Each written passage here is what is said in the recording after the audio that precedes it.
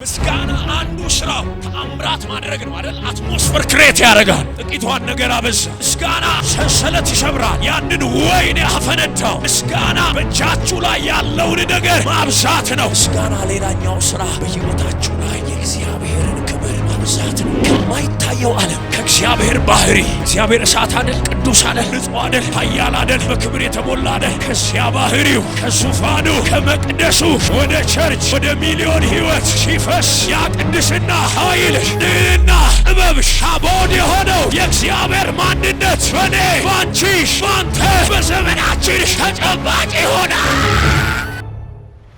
ሰዎቹ በደመና ውስጥ በክብር ውስጥ ስላሉ 40 ዓመት ጨርቅ አላረጀም፣ ጫማ አላረጀም፣ እግር አላበጠም፣ እርጅና የለማ፣ በመካከላቸው ደዌ አልነበረም ይላል። ያ ክብር አካባቢያቸውን አፌክት ማድረግ ጀምረዋል።